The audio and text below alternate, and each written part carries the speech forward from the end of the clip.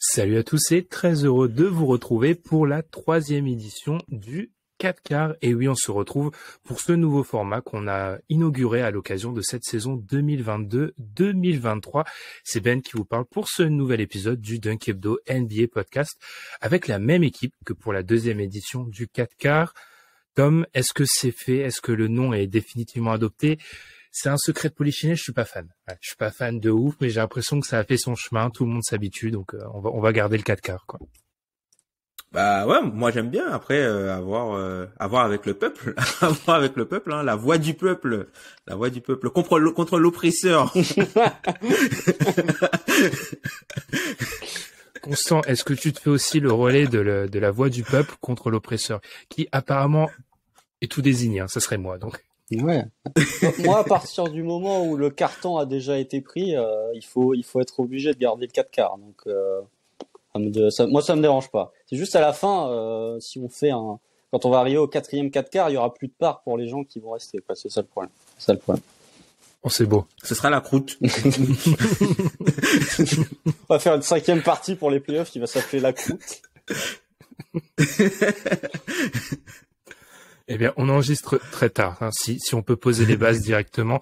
Alors, pour vous rappeler un petit peu pour ce nouveau format, du coup, on décide tous les 20 matchs, d'où le 4 quarts. Bon, à cause du All-Star Break, cette fois-ci, on a un peu triché, on n'est pas techniquement à 20, on est plutôt aux alentours de 17-18 selon les équipes. Passons, on décide de faire un point sur la saison. Alors, on va mettre en avant des équipes, des joueurs de manière positive et de manière négative à chaque fois. Puis en première partie, on va revenir sur 3 points qu'on avait abordés la dernière fois. Avant de se faire, on vous invite comme d'habitude à nous noter sur les applis de podcast, que ce soit Spotify ou Apple Podcast. Apple Podcast où on s'approche, je crois, bientôt des 300. Donc n'hésitez pas à nous mettre 5 petites étoiles et aussi à mettre un commentaire. Et puis suivez-nous, c'est difficile, aussi sur YouTube. Comme d'habitude, vous étiez très nombreux pour un de nos lives dernièrement, donc on vous en remercie. On va marquer une petite pause et puis c'est parti pour ce 4 quarts. Un des points négatifs aussi du 4 quarts, messieurs, c'est que c'est assez difficile à prononcer quand il est 5h30 du matin. Passons. Du coup, on va revenir sur 3 points mis en avant, équipe ou joueur la dernière fois. Commençons, messieurs, par Indiana. Indiana qui a vécu des derniers matchs assez compliqués. On est dans la zone du 4 quarts, messieurs, on va voir que pour les équipes du bas de tableau, on entre vraiment dans le dur, en tout cas dans une période où on essaye un peu moins. Hein, dans les équipes qui vont être mis en avant négativement, on en a une qui va justement pour laquelle ça va vraiment être le cas. Constant, je vais commencer sur toi pour Indiana. Qu'est-ce qui s'est passé du coup sur ces 17-18 derniers matchs du côté d'Indiana depuis qu'on les a laissés? Oui, bah, je rejoins ce que tu dis. Pour moi, c'est vraiment une période révélateur pour pas mal d'équipes, en fait. Que ce soit pour les équipes mauvaises ou pour les équipes bonnes, c'est vraiment une période où tes lacunes sont de plus en plus visibles, si tu en as, ou tes qualités sont de plus en plus visibles. Bah, pour Indiana, ils sont un peu restés sur la même configuration que lorsqu'on les avait quittés précédemment. Je me rappelle, lors du précédent 4 quarts, Tom avait parlé du fait que les Pacers avaient joué énormément de matchs dans le clutch et que la plupart des matchs qu'ils avaient joué dans le clutch, ils ont débuté en étant derrière. Bah, ils ont refait le coup là depuis sur ces 17 derniers matchs, puisque sur la période, il y a 17 matchs, les Pacers ont joué 9 matchs dans le clutch, 3 victoires, 6 défaites. Ouais. Il y a 8 matchs où ils étaient derrière avec 5 points d'écart à moins de 5 minutes de la fin. Globalement, le bilan des Pacers depuis la dernière fois, il est vraiment pas positif. 4 victoires, 13 défaites, 28e defensive rating, 27e net rating. La défense d'Indiana est vraiment retombée et même le souffle de début de saison d'Indiana est retombé. J'ai envie de dire, est-ce un retour à leur réel niveau? Je ne sais pas. Peut-être qu'en début de saison, ils ont surjoué, notamment Bénédicte Mathurin, qui est quand même retombé dans des standards un peu plus normaux et un peu plus convenables pour un rookie, puisque sur la période, il a autant de turnover que d'assists. Ça, déjà, c'est un peu problématique. Et surtout, il ne tourne qu'à 30,8% à 3 points. Quand on voit son début de saison, ça change quand même pas mal la physionomie des matchs d'Indiana. Tyrese Haliburton s'est blessé, il a joué que 10 matchs. Même là, sur les derniers matchs, lorsqu'il est revenu, on sent un Haliburton un peu plus emprunté qu'en début de saison, où je le trouvais beaucoup plus inspiré. Voilà, pour moi, c'est vraiment un retour à la réalité pour Indiana. Et en sortie de break, vous savez, il y a toujours ces équipes qui étaient correctes avant le break et en sortie de break se mettent à perdre tous leurs matchs. C'était le Thunder il y a 2 ans, c'était les Blazers l'an dernier. Je me dis que les Pacers ont peut-être une tête à être cette équipe-là, puisqu'ils sont pas si loin que ça en fait de la 5e place et du 5e pire bilan, puisqu'ils sont 6e pire bilan actuellement avec 27 victoires. Ils ont seulement 2 victoires de plus qu'Orlando, sachant que Orlando n'est pas une équipe qui tank, ou en tout cas, si on peut appeler ça tanker. Orlando est plus dans une optique de développement des jeunes, et il faut dire qu'ils le font plutôt très bien. Donc, si on fait un résumé d'Indiana, coup de moins bien de tes shooters et une défense qui maintenant est devenue beaucoup trop lacunaire ou possède un peu trop de lacunes pour réellement exister. Tu l'as dit, Constant, 27e défense. Alors on va en parler un peu plus tard. Quand t'es 27e défense dans cette 3e édition du 4 quarts, c'est vraiment que défensivement t'es très très en difficulté. D'après Clean de Glace, c'est 121.8 sur la période. Les Pacers, c'est très compliqué. Et ils sont 27e. Il y en a qui font bien pire. On va y revenir plus tard. On va en parler. Tom, un petit mot sur les Pacers. Bah comme Constant l'a bien dit, hein, c'est un peu le retour sur terre, le retour à la réalité pour cette équipe-là. Voilà, Burton il a bien moins joué, puisque bon là l'essentiel de la main quand il était absent était repris par TJ McCollum et le deuxième rookie Nembhard. Et en fait on s'est rendu compte que voilà, enfin sans Burton c'était beaucoup plus compliqué, notamment pour Benedict Mathurin. Alors ça a pas forcément impacté des gars comme peut-être Bud Hield et même Miles Turner qui offensivement ils ont quand même tenu la baraque pendant la période, puisque les deux sont globalement ont gardé quand même une certaine adresse malgré la baisse du niveau de guard play. Mais du coup il y a quand même eu une régression au niveau de l'équipe, puisque même si McConnell, alors il y a une baisse de niveau quand McConnell remplace Haliburton, mais il y a aussi une baisse de niveau quand le joueur qui est censé remplacer McConnell, qui n'était pas dans la rotation de base, prend ses minutes. Donc du coup, c'est vrai, ça a fait un effet boule de neige. Et puis voilà, on est arrivé dans une période où la plupart des équipes sont en train de se placer. Et Indiana, au plus mauvais moment, a perdu son maître à jouer, et ça leur a coûté un peu, on peut dire, le play-in, hein, clairement. Hein. Même si je trouve que McConnell fait pas du si mauvais boulot lorsque Haliburton est absent. J'ai trouvé plutôt efficace. Oui. Puis, totalement d'accord avec toi, c'est surtout le mec qui le remplace, quoi. Parce que quand l'option 2 devient l'option 1, ben l'option 3 doit devenir l'option 2 et l'option 4 doit devenir l'option 3. Puis on avait parlé du profil, on avait notamment parlé de Benedict Mathurin qui avait pris feu sur le début de la saison. Quand tu te retrouves sur cette partie du 4 quarts, 24e attaque au cercle, 25e attaque aux 3 points dans les coins, vraisemblablement c'est beaucoup plus difficile. Enchaînons les gars sur Memphis. Alors là, on n'est pas du tout sur le même cas de figure. Hein. On était sur une continuité avec, dans le mauvais sens du terme, du côté des Pacers. Là, Tom, quand il s'agit de Memphis, moi je me pose confortablement et je laisse Tom parler. Que s'est-il passé, Tom, sur ces 17-18 derniers matchs du côté de Memphis? Bah sur les 17-18 derniers matchs, il y a eu du positif, mais il y a eu beaucoup de négatifs. Alors la première chose, c'est que il y a eu l'absence de Steven Adams à partir du road trip. Parce qu'il faut savoir que l'équipe commençait sur une grande série de victoires, à peu près 11 victoires, avant un road trip qui commençait à Los Angeles pour l'anniversaire de Dillon Brooks. Et du coup, il y a eu le fameux Shaedon Sharpe Game, et du coup, le road trip de 5 matchs a tourné au calvaire, hein, avec 5 défaites. Alors, il y a eu des défaites courtes, mais 5 défaites. Et au fur et à mesure, l'équipe n'a jamais repris son rythme, tout simplement parce qu'il y a l'absence. Dans un premier temps, il y a l'absence de Steven Adams. Sans Steven Adams, il y a un impact du coup sur l'attaque et aussi sur la défense.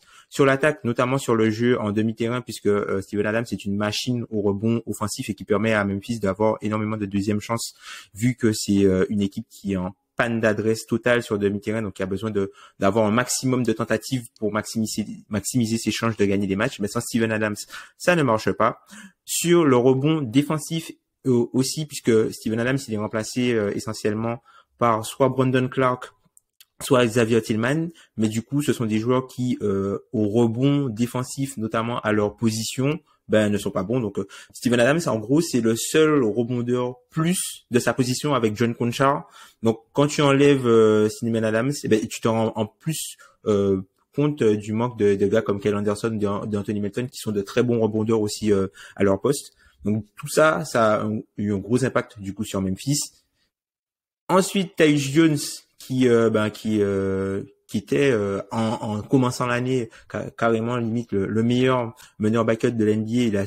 Il a subi vraiment une période très difficile d'un point de vue basket, alors que puisque il a eu on va dire que il était très en dehors de ses standards, et ça doit être la pire période pour lui de Memphis, et c'est juste avant du coup l'accouchement de sa femme. Donc il peut peut-être avoir du coup des raisons. Voilà, là sa femme du coup a accouché d'une petite fille, donc il est papa d'une petite fille, et ça va un petit peu mieux pour lui. Et les autres choses qui expliquent ça, c'est que Memphis est resté du coup l'une des pires équipes sur le quatrième quart-temps de la NBA. Ces problèmes sur demi-terrain ont perduré. Alors pour vous donner une petite stat, par quart-temps, Memphis c'est 7.2 de net rating au premier quart-temps, c'est quatrième de la ligue. 7 de net rating au deuxième quart-temps, c'est premier. 7 de net rating au troisième, c'est deuxième. Et moins 6 de net rating dans le quatrième, c'est 28e, juste devant San Antonio et Houston. Donc, quand vous êtes pas trop loin de Memphis à la sortie du troisième quart-temps, vous avez vraiment des chances de gagner le match. C'était complet. Constant, est-ce que tu as quelque chose à rajouter? Oh, j'ai 2-3 trucs à rajouter, mais ça, je me souviens que c'était déjà un truc qu'on avait cité dans le précédent 4 quarts. Quand t'es avec les Spurs et les Rockets, c'est que généralement c'est pas bon signe. Du coup, on peut le répéter encore une fois, ça va être un leitmotiv, je pense, de ces 4 quarts. Non, moi j'ai quelques stats sur Memphis. Bon, déjà l'attaque sur demi-terrain, le manque d'attaque sur demi-terrain est flagrant. Je vous laisse. Pour moi, il y a rien de plus représentatif que le quatrième quart contre Philly, où c'est vraiment un effondrement total du côté de Memphis. Après, il y a d'autres circonstances, mais dans une situation où vous voulez voir Memphis qui fait un bon match, et dans le quatrième quart, dans les minutes importantes, il y a vraiment un effondrement. Je trouve que c'est plutôt assez bien représentatif. Comme l'a dit Thomas, ils sont Tom, pardon. C'est juste que c'est marqué Thomas sur ton. C'est Thomas, c'est mon prénom. C'est la première fois que je vois t'appeler Thomas. Mais voilà, les Grizzlies, ils sont 24e en rebond défensif percentage. 24e. Par contre, ils sont 9e en rebond offensif sur la période où ça inclut les quelques matchs qu'a joué Steven Adams. Moi, j'ai un problème, c'est l'adresse à 3 points. L'adresse à 3 points. Ils sont 27e en adresse à 3 points. Ils sont 24e en 3-point made, donc en total de 3 points inscrits. Il y a Ja Morant qui tourne à 29%, il y a Jaren Jackson Jr. qui tourne à 31%. Et en fait, cette équipe de Memphis, même si actuellement elle est pas bonne, j'ai envie d'un tout petit peu relativiser, parce que pour moi, c'est une équipe qui gagne de beaucoup, mais c'est une équipe qui perd de peu. C'est-à-dire que oui, là, sur les matchs, ils en ont gagné que 6 des 16 derniers. Par contre, sur les 4 victoires, enfin, sur les 6 victoires, il y en a 4 qui sont à 12 points ou plus, 12 points d'écart. Et sur les 16 défaites, il y en a 8 avec 5 points d'écart ou moins. Moins de 5 points. Donc c'est une équipe qui perd beaucoup avec peu d'écart, et ça rejoint un petit peu ce que disait Tom sur l'exécution sur demi-terrain. C'est sur des matchs qui se jouent à des détails. Memphis ne finit pas le job. Même si là, ils ont quand même fait une très belle victoire contre Denver la nuit précédant le moment où on enregistre. C'était une vraie belle victoire pour ces Grizzlies. Tom, sans Gordon, mais oui, sans Gordon. Quand même quelque chose à rajouter, parce que je sais, on parle peu de Memphis en fait, un peu par peur, tout le monde, de dire des choses qui seraient contredites. Donc Tom, est-ce que tu as quelque chose à rajouter là-dessus? Non, le constat était très complet. Oui, juste une petite chose à rajouter aussi par rapport à Steven Adams, c'est par rapport à l'adresse de Ja Morant. Le fait que Steven Adams, c'est l'un des meilleurs joueurs pour faire ce qu'on appelle les Gortat String. C'est-à-dire que il va poser un écran sur le joueur, par exemple, de Ja Morant, et ensuite, en descendant vers le cercle, en roulant vers le cercle, il va poser un deuxième écran sur sur l'intérieur, ce qui permet du coup à Ja Morant d'avoir pas mal d'espace, et Ja Morant est bien en délicatesse depuis l'absence de Steven Adams pour finir aussi au cercle, puisqu'il n'a plus tout ce jeu d'écran en fait. Donc Steven Adams, c'est un joueur très très important pour le système de Memphis. Ça pose de grosses questions par rapport au playoff, puisque c'est un pivot qui peut potentiellement être sorti. Donc à voir comment Memphis va gérer ça. Et puis juste pour rebondir sur ce que Constant a dit par rapport aux 3 points, je pense que l'équipe, le front office a été agressif sur on sait qu'il a été agressif sur des dossiers comme Ojanobie, comme Michael Bridges à l'été, mais ils se sont quand même ils sont au courant que l'équipe a une vraie faiblesse sur le demi-terrain, c'est pour ça qu'ils sont allés chercher quelqu'un comme Luke Kennard, et ça on le ressent depuis qu'il joue. Desmond Bane a beaucoup plus d'espace, Jaren Jackson a beaucoup plus d'espace, tout simplement parce que il est gardé de face. C'est du 4 contre 4 en fait, quand il y a Luke Kennard sur le terrain, c'est du 4 contre 4. Donc lui, il n'arrive pas à être hyper prolifique de loin. Par contre, il offre pas mal d'espace à l'attaque sur le demi-terrain qui s'améliore quelque peu, mais encore une fois, contrairement aux fans US de Memphis, les mecs sont soit trop haut, soit trop bas. Les 8 jours de break n'allaient pas changer fondamentalement l'équipe, quoi. Ah, ce sont des fans en fait, Tom. Voilà. Donc... Ouais, mais nous aussi, mais bon. Du coup, alors pour éviter que le 4 quarts fasse 3 heures, sur le troisième point, on va aller plus rapidement, les gars. C'est Jalen Brunson qui, eh bien, depuis la dernière fois qu'on l'a quitté, tourne à 27 points de moyenne, presque 50% au tir, 43% à 3 points, et j'ai même noté 41% à 3 points dans les 3 points qui sont pas dans le corner, le tout avec 7% de turnover, ce qui est très très peu pour un mec qui a la balle dans les mains. C'est la meilleure signature de la free agency, les gars. Si on résume pour aller très vite. Oui. Ouais. Oui. Oui. Et quand t'as un joueur qui est à plus 3 de ratio assist turnover, c'est largement correct aussi. Et il y a un point quand même que je voudrais souligner, c'est que lui et Julius Randle, sur la période entre les deux 4 quarts, ils sont respectivement 6e et 12e en nombre de points total marqués dans le clutch. C'est que tu as alors Julius Randle n'est pas le plus efficace de la planète dans le clutch, mais avec Brunson et Randle, t'as vraiment Randle déjà a fait des gros progrès défensifs cette saison, donc t'as une vraie assise défensive avec Julius Randle. Et de l'autre côté, t'as Jalen Brunson qui continue de mettre ses mi-distances. Et globalement, sa shot chart est rouge partout dernièrement. Mais d'ailleurs, pour ça, j'avais une question pour toi par rapport à Brunson. Moi, quand je le regarde jouer, il me rappelle un peu Shea. Je sais pas, toi, tu vois, le jeu de drive, le contrôle sur les drives, le fait que, tu vois, il attaque beaucoup le cercle. Mais tu vois, il va pas forcément finir. Voilà, il va pas forcément finir, mais il s'arrête un peu. Il est dans son propre tempo et je trouve que, en le regardant, il me rappelle un peu la façon dont Shea évolue. Moi, il me fait notamment sur la partie drive. Il me fait un peu penser à Dennis Schroeder. Je sais pas ce que vous en pensez, mais moi, il me donne des similitudes du côté Dennis Schroeder. Parce qu'en fait, Shea, je vois les comparaisons, mais pour moi, Shea est beaucoup plus crafty que au niveau de son dribble, il est beaucoup plus crafty que Brunson. Oui. Mais après, Brunson, il est plus physique, on va dire qu'il joue plus avec son physique, le côté, il crée beaucoup de la séparation avec le contact. Là où c'est vraiment avec le jeu de décélération et la manipulation du ballon. Pour moi, il y a peut-être un petit côté Dennis Schroeder, pas forcément Dennis Schroeder actuel, mais un Dennis Schroeder qui était un peu plus axé, moins sur le 3 points et un peu plus mi-distance et attaquer le cercle. Celui d'Atlanta, quoi. Ouais, Atlanta, même au début à OKC, il était un peu comme ça. OKC, ouais. Ok, eh bien, fermons, messieurs, ce premier chapitre avec le retour sur le dernier 4 quarts. Mes compatriotes ici présents le savent, mais j'ai complètement flingué notre introduction qui avait été prévue, notre transition qui avait été prévue en pré-production. Ah, mais bon, on va revenir dessus. L'objectif, c'était de passer de Memphis à un joueur de Memphis constant. On va entamer la période, la partie joueur négatif. On a un peu changé l'ordre par rapport à la dernière fois. Ton joueur négatif de cette troisième partie de saison, c'est Dillon Brooks. Vas-y, Constant. En fait, quand j'ai évoqué Memphis, je me suis bien gardé d'évoquer Dillon Brooks puisque je savais qu'on devait embrayer sur Jalen Brunson après. Donc je me suis dit on va pas faire la transition d'un coup. Oui, moi Dillon Brooks, j'ai un énorme problème. Et ce que je vais dire va sûrement pas être du goût de Tom, mais est-ce que Dillon Brooks n'est pas en train de devenir une parodie de Dillon Brooks? C'est la question que je suis en train de me poser. Ou est-ce qu'on n'est pas dans l'excès avec Dillon Brooks? Et là, on est dans le trop plein de Dillon Brooks. Défensivement, c'est toujours un top défenseur. Par contre, en attaque, moi, je commence à avoir un vrai problème au niveau de son utilisation. Depuis la blessure de Steven Adams, Dillon Brooks, il prend plus de 10 tirs par match. Il est à 36% de réussite au tir, 25% de réussite à 3 points. Sachant que c'est le Il quatrième. va pas sur la ligne. Non, il va pas sur la ligne. Sachant que c'est le quatrième joueur qui prend le plus de tirs pour Memphis durant cette période. Donc en gros, ta quatrième option offensive, c'est le néant absolu.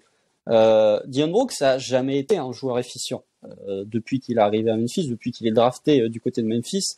Ça n'a jamais été un joueur efficient. Les fans de Memphis se plaignent souvent des Dillon Brooks games où il est capable, notamment les matchs où Ja Morant est absent, où il est capable de prendre un volume de tir très important.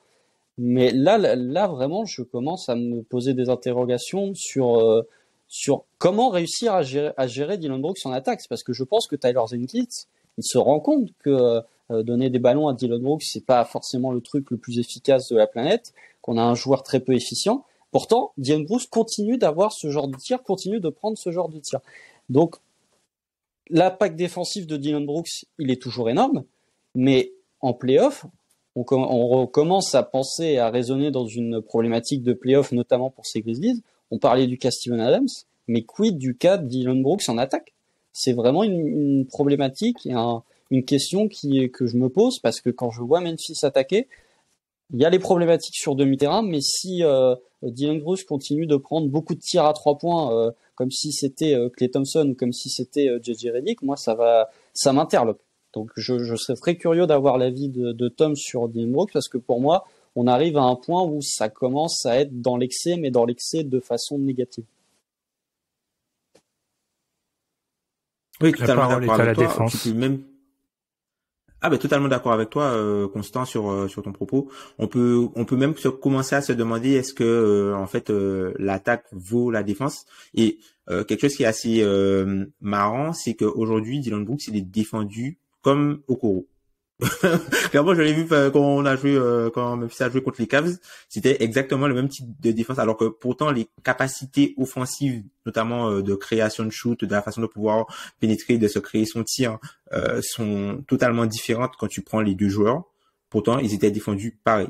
Contre Boston, pareil, défendu comme un non-shooter, alors qu'il a du volume, mais il n'est pas efficace, et c'est littéralement la pire période de sa carrière. Le seul truc qui peut être positive sur cette fréquence, enfin sur cette période en fait pour Dillon Brooks, notamment offensivement, la seule chose positive, c'est que d'un point de vue taux d'usage, il est passé à 17%. C'est le volume le plus bas de sa carrière sur une période où il est généralement à 25, 26, 28. Là, il est à 17%, donc il commence à avoir peut-être un rôle qui arrive dans l'équipe. Après, c'est vrai que comme Constant l'a dit, il y a eu pendant cette période-là, il y a eu des matchs où Tyus Jones, comme je le disais, il était pas bon. Il y a eu pas mal de matchs. Comment ça s'appelle? Desmond Bane a raté quelques matchs. Ja Morant aussi a raté quelques matchs. Jaren Jackson aussi a raté quelques matchs. En fait, il suffit qu'il y ait un des trois qui soit absent et là, c'est les Dillon Brooks games qu'on n'aime pas du tout.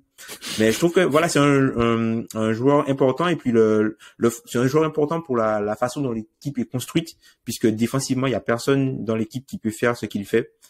Et du coup, ça pose vraiment un problème pour les playoffs.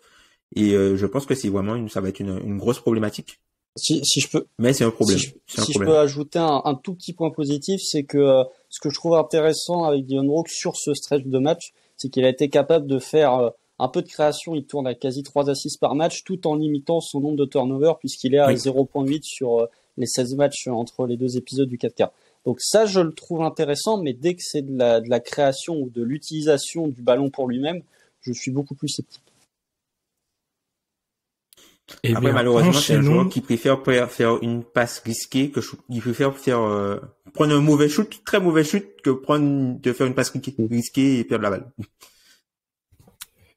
Je vais devoir serrer un peu les vis au niveau du timing. Oui. Enchaînons. Je vais enchaîner avec mon joueur, un de mes compatriotes, un autre Benjamin David Simmons pour le côté négatif. Alors, la petite stat, on essaye toujours de mettre en avant une petite stat, elle est terrible, c'est une triple stat. Alors, ce ne sont pas les numéros du loto, 31, 29, 27 sur la période. 31, c'est le nombre de ballons perdus par Ben Simmons. 29, c'est le nombre de fautes de Ben Simmons. 27, c'est le nombre de tirs réussis par Ben Simmons sur la période. Il a donc réussi à perdre plus de ballons, à faire plus de fautes que de tirs réussis. Même Le seul petit espoir, c'était sa capacité à finir au cercle, qui était toujours bonne, 72% sur la période hors troisième partie du 4 quarts. Il est descendu à 54%, 13 sur 24. Il prend plus de tirs. Sur les 115 dernières minutes qu'il a joué, il a tenté un lancer franc. C'est dramatique et je pense que la déclat de Jacques Vaughan il y a 2 semaines a résumé un peu tout en fait. Quand ton coach en vient te désavouer en expliquant que, eh bien, si tu mets un autre grand, il y a un problème de spacing. Si tu mets un autre créateur, comment faire jouer Ben Simmons sans ballon. Si tu joues petit avec Ben Simmons au rebond, il y a des problèmes. Ça résume un peu la problématique qui est devenue Ben Simmons en 2023. Ça me chagrine parce que, on le sait, c'est un joueur que j'adore, mais là, c'est trop, enfin, je veux dire, même cette capacité à finir au cercle, il ne l'a plus. Donc, là, c'est rideau. Enfin, c'est vraiment triste. Et Constant, je veux pas te voler la vedette, mais le trophée Isaiah Thomas, comme tu l'as dit, a son vainqueur tout désigné au bout d'une 60aine de matchs. Voilà, on tient le vainqueur unanime. Là. Il y a des trophées de MVP unanime. Là, le trophée Isaiah Thomas pour Ben Simmons, il va être unanime. Non, mais c'est triste.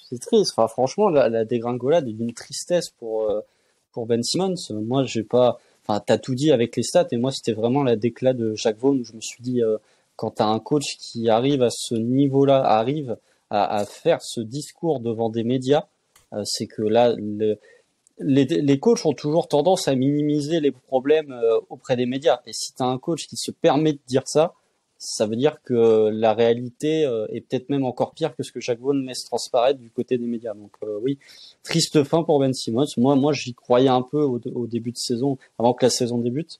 Et là, force est de constater que malheureusement, ça va être compliqué et ça peut durer longtemps parce que le contrat court encore sur plusieurs années. Enfin, limite, j'ai envie de vous dire, on fait une minute d'essai.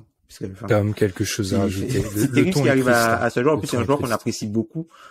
J'apprécie vraiment beaucoup. Donc, non, pas grand chose à rajouter, malheureusement, sur l'ami Ben Simmons. J'espère qu'il pourra accompagner cette équipe qui a bien besoin d'un playmaker supplémentaire. Puisque finalement, quand tu vois le Ben Simmons il y a peut-être 4-5 ans, ou même peut-être 3 ans, bah c'est l'effectif qui serait peut-être parfait pour lui, quoi. Donc c'est un peu dommage. C'est vraiment dommage.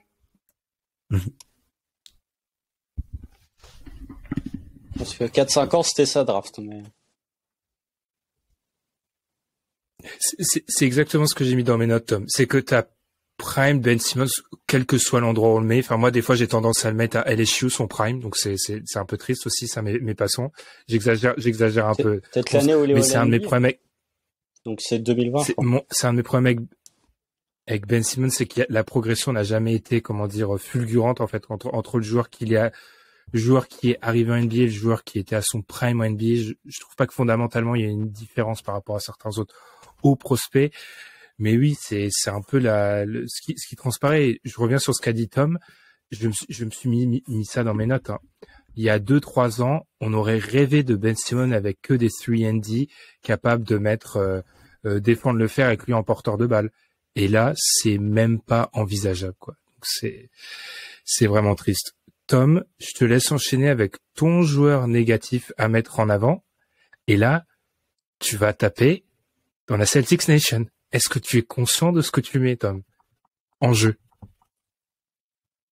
Ah, Tom, on ne t'entend plus. C'est un petit problème technique. Ah. Après cette ceinture de Brad Stevens, du coup, j'ai envie de parler un peu de Jaylen Brown négativement. Alors, simplement par rapport déjà dans un premier temps, il y a sa sélection de tirs qui commence à être vraiment limite, on va dire, pour un deuxième porteur de balle principal. Et on a pu constater que certaines voix se lèvent, notamment dans la fanbase des Celtics, puisque quand Jaylen Brown est absent, les Celtics ne sont pas meilleurs, mais ils jouent mieux. Les Celtics ne sont pas meilleurs, mais ils jouent mieux, tout simplement parce que dans on va dire que dans l'attaque et l'écosystème offensif, les autres joueurs pour la saison régulière, attention, fit beaucoup mieux que ce que Jaylen Brown peut apporter quand il y a Jason Tatum qui est ton porteur de balle principal. Et pour revenir sur ma stat, c'est le jeu en pull-up de Jaylen Brown, puisque c'est quelque chose qui va être très important pour les playoffs. C'est quelque chose qui, sur la fin des playoffs de la saison dernière, il a pas mal marqué pour ça. Et sur la période en cours, Jaylen Brown, il est à 41% du coup de EFG sur le jeu en pull-up, que ce soit à 2 points ou à 3 points sur la période. Donc c'est la troisième pire marque derrière Tyler Hero et Brandon Ingram pour un tel volume. Donc du coup, il y a des choses à voir de ce côté-là pour lui, et surtout que moi je trouve que c'est un joueur qui a un peu baissé de pied défensivement par rapport aux saisons précédentes, que ce soit sur l'homme ou que ce soit loin du ballon. Je trouve que le joueur est peut-être moins bon que ce qu'on pense aujourd'hui. Voilà. Constant, je te vois réfléchir là. Oui, non, mais en fait, je suis d'accord avec Tom, surtout défensivement. Je trouve qu'il est quand même un cran en dessous de ce qu'il était capable de faire. Mais j'ai envie de pondérer mes propos en disant que oui, les Celtics gagnent, mais sur notre période d'évaluation entre deux épisodes du 4 quarts, je les trouve pas exceptionnels en fait, ces Celtics. Même Jason Tatum, je le trouve pas exceptionnel non plus. Alors il y a des matchs où il va prendre des vrais coups de chaud, mais je le trouve beaucoup plus irrégulier qu'en début de saison notamment. En termes de son utilisation à 3 points, j'ai l'impression que ça ne fait qu'augmenter match après match et stretch par stretch. Par contre, il y a un joueur du côté de Boston que je trouve excellent dernièrement, c'est Malcolm Brogdon. Je le trouve vraiment très très bon. Voilà, après Jaylen Brown, oui, c'est la problématique Jaylen Brown, c'est que cette attaque de Boston tourne mieux quand Jaylen Brown n'est pas là. Mais pour moi, tu es obligé de continuer de donner ces tirs à Jaylen Brown parce qu'en playoff, tu vas avoir besoin de ces tirs de Jaylen Brown. Alors en saison régulière, ok, ça ne va pas forcément être très pretty, ça va pas être forcément du goût du fan des Celtics, mais si tu abandonnes la capacité de création pour lui-même de Jaylen Brown, tu vas te retrouver dans des situations trop complexes lors des playoffs où en gros ça va être tout le monde sur Jason Tatum. Et si tu n'as personne qui est capable de sanctionner si Jason Tatum est vraiment très bien défendu, Boston ne peut pas viser le tout haut du panier et le titre NBA. Donc c'est un mal pour un bien pour moi, où c'est quelque chose de frustrant actuellement, mais qui peut avoir son aspect bénéfique d'ici la fin de saison. CF, les dernières finales NBA. Où, Ouais, c'est ça, c'est ça. Mais après, c'est vrai que tu vois, comme tu l'as dit, il y a Brogdon, il y a aussi Derrick White qui a fait une très bonne période. Derrick White qui est l'un des meilleurs joueurs des Celtics. Si on reprend la période, je crois qu'il a même gagné un titre de joueur de la semaine. Oui, il a volé un dizaine de jours, ouais. Oui, une dizaine de jours. Donc voilà quoi. C'est malgré les absences qu'il y a eu, même notamment de Marcus Smart, il y a du coup Sam Hauser qui s'est révélé, qui est retourné dans la rotation et du coup qui est un joueur plutôt très efficace et qui amène un peu le côté explosif à l'attaque de Boston. Donc oui, il faut exactement comme tu disais, Constant, c'est moins joli quand Jaylen Brown est là, mais l'équipe n'est pas meilleure sans lui. Mais du coup, lui, d'un point de vue niveau de shot making pour une deuxième star, va falloir qu'il fasse mieux que ça pour que Boston puisse gagner 4 séries. Et bien, enchaînons, messieurs, avec les joueurs positifs, cette fois-ci. Le nom de Brandon Ingram a été cité, donc je vais te lancer toi. Constance, c'est le joueur que tu as décidé de mettre avant. Je te laisse enchaîner. Oui, je vais utiliser le côté positif de Brandon Ingram aussi par extension pour taper un peu sur les Pels. Parce que j'avais déjà une autre équipe négative. En fait, je voudrais parler de ces Pels parce que pour moi, les Pels, quand je disais tout à l'heure que on arrive dans une période où les problématiques des équipes se font de plus en plus visibles et qu'on est dans une période révélatrice, pour moi, on est dans une période extrêmement révélatrice pour ces Pels. Déjà, juste d'un point de vue bilan, en termes de victoires, défaites depuis notre dernier épisode du 4 quarts, 4 victoires, 13 défaites, comme Indiana. Il n'y a que San Antonio, Houston et Détroit qu'on fait pire. Encore une fois, quand t'es avec ces équipes-là, tu es sûr qu'il y a un problème. 24e attaque, 23e en ratio assist turnover. Et en fait, je voudrais souligner le fait que Brandon Ingram, alors il n'a pas joué tous les matchs qu'on a cités, il en a joué 9, si je ne dis pas de bêtises. Il est en 25-5-5, bon, avec 4 turnovers par match, donc il contribue bien à fragiliser ce ratio assist turnover. Il est à 45% au tir et 34% à 3 points. Alors quand vous voyez les stats, vous vous dites, bon, c'est pas énorme.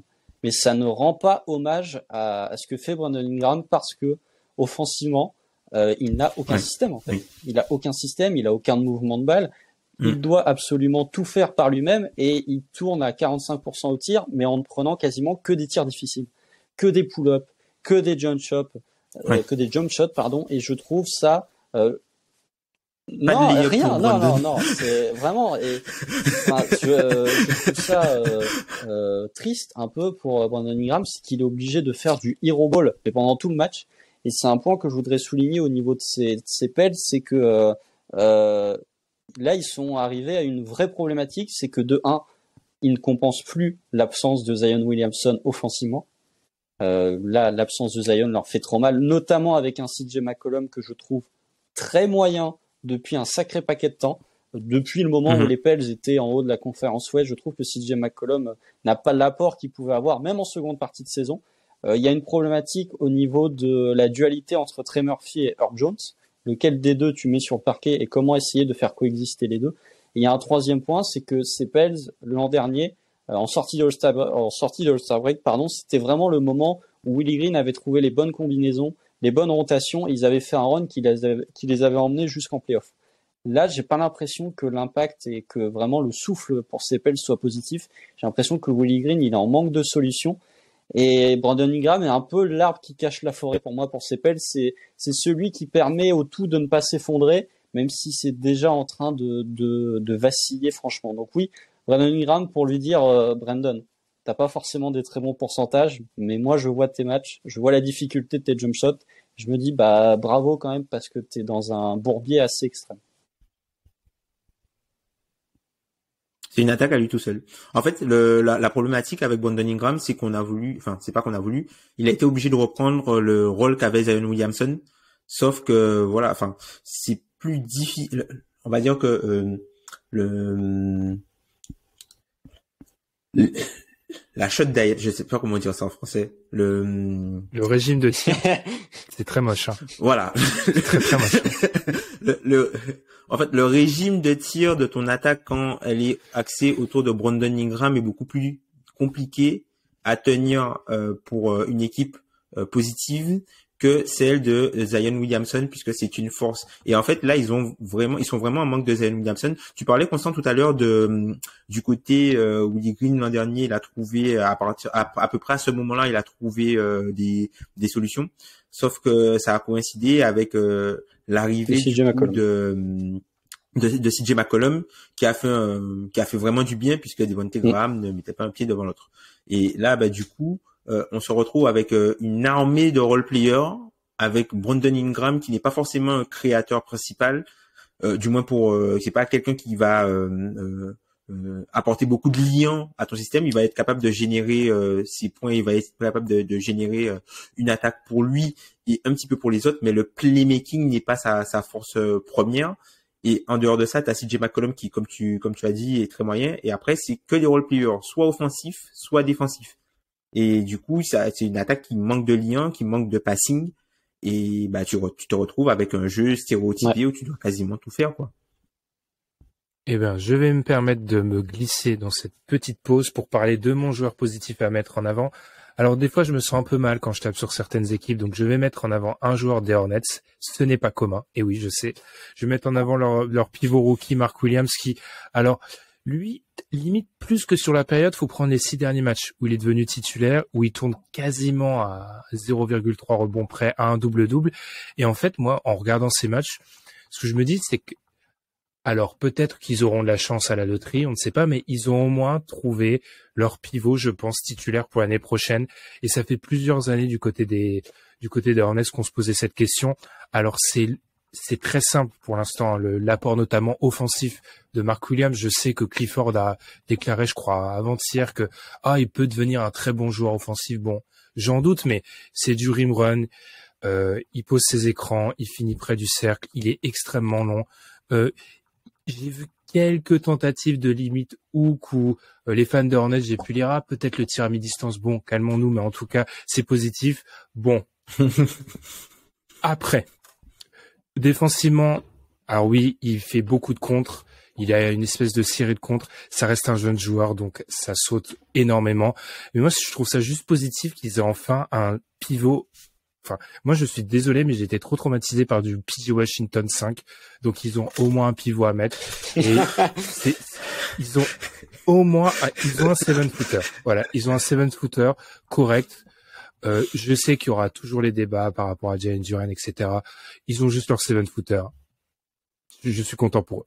Voilà. Et positif parce que ça met en avant, alors, il aurait pu être dans la catégorie d'avant, ça a été discuté, ça met en avant un peu la Melo Ball parce qu'il y a enfin un mec à qui ils peuvent balancer des lobes.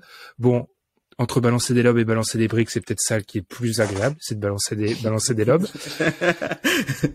Mais en tout des blobs. des blobs. Mais en tout cas, juste positif pour eux parce que en termes de construction d'équipe, alors il y a encore beaucoup de chemin avant que ça soit un vrai protecteur de cercle, hein, ça je le dis pas, mais juste avoir un vrai pivot, je pense que ça peut grandement les aider dans leur reconstruction, tout simplement. Je sais pas si vous êtes très inspiré par Mark Williams, les gars. Non, je sais pas pour vous, mais il me donne quand même des très grosses vibes de Mitchell Robinson en un peu plus doué offensivement. De ouf. Il me donne des très grosses vibes de Mitchell Robinson. Ouais, exact, ouais. Non, moi j'ai pas grand chose à dire, si ce n'est le fait que quand on connaît le passif de Mark Williams en NCAA du côté de Duke, où il était associé avec Paolo Banchero, il n'y a rien de surprenant. Joueur très très intelligent défensivement en NCAA, grosse machine à contre. Offensivement, c'était du rim runner. Donc, sachant que il a le poste le plus difficile pour un rookie, à savoir pivot, et encore plus un pivot protecteur de cercle. Le fait qu'il saute chez les Hornets en plus de ça, chez les Hornets. Mais voilà, c'est pour ça, moi, la comparaison avec Mitchell Robinson, je la trouve encore plus, sans me jeter des fleurs, hein, je la trouve encore plus cohérente dans le sens où Mitchell Robinson, saison rookie, énormément de contres, mais c'était vraiment un bâton sauteur, quoi. C'était il sautait à tout et n'importe quoi. Avant progressivement de réduire ce côté foufou et je saute partout. Donc oui, s'il peut être un Mitchell Robinson défensivement tout en étant un poil un peu plus développé offensivement, on ne demande pas de mid-range ni de tir à 3 points, mais avec un peu plus de main que juste attraper des lobes, ce sera déjà très bien pour ces Hornets. Et encore une fois, et puis, pardon, excuse-moi. Je conclus juste sur ça. Ils ont tradé Mason Plumlee, qui libère du temps de jeu pour les jeunes. Comme quoi, quand tu es une équipe en reconstruction, c'est peut-être pas plus mal de se débarrasser un petit peu de tes vétérans pour faire jouer les jeunes, puisque ça te permet d'avoir une belle éclosion avec Mark Williams. Puis pour conclure, c'était le seul moyen avec Clifford. Avec Clifford, c'était le seul moyen de pour que Plumlee joue pas, fallait l'envoyer ailleurs. Hein.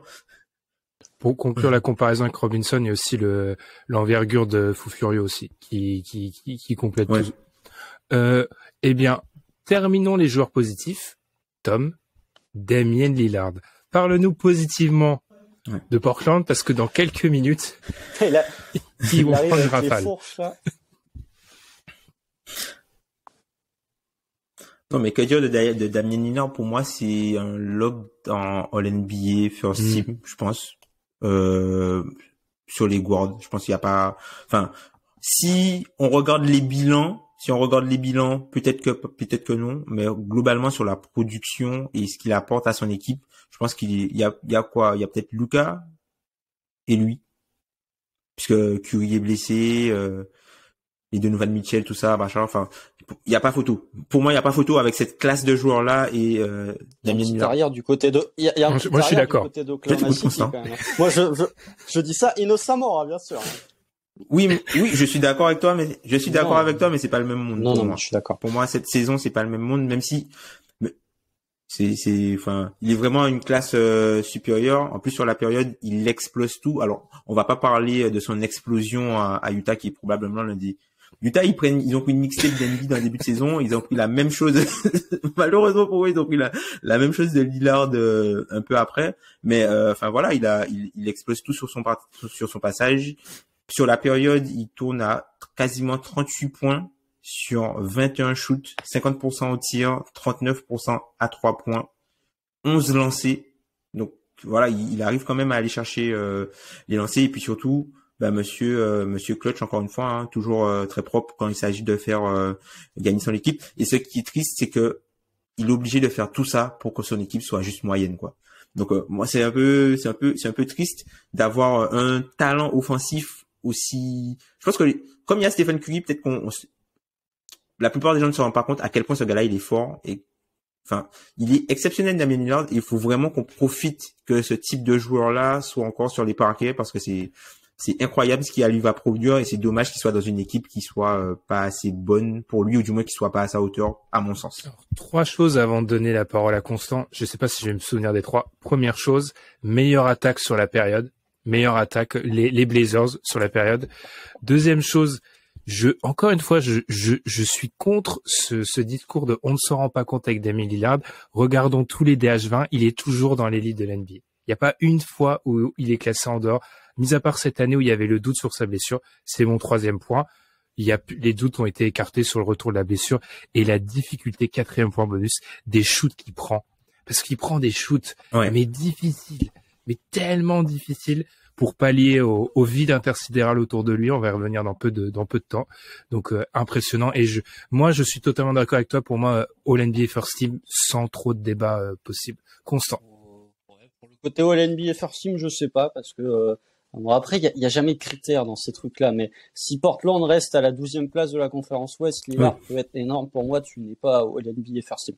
Faut être un minimum pour moi, en tout cas. Pour moi, ce n'est que mon opinion. Mais si tu dois me dire que tu as Donovan Mitchell et Damian Lillard, qui tu mets dans une NBA First Team, je peux hésiter, ne serait-ce que pour le bilan. Alors qu'en termes de niveau, il n'y a pas de débat. Mais pour moi, il y a d'autres considérations qui rentrent en compte. Mais après, je vois ce que tu veux dire. Voilà, moi j'avais fait l'erreur de pas mettre Damian Lillard dans mon DH20 cette année.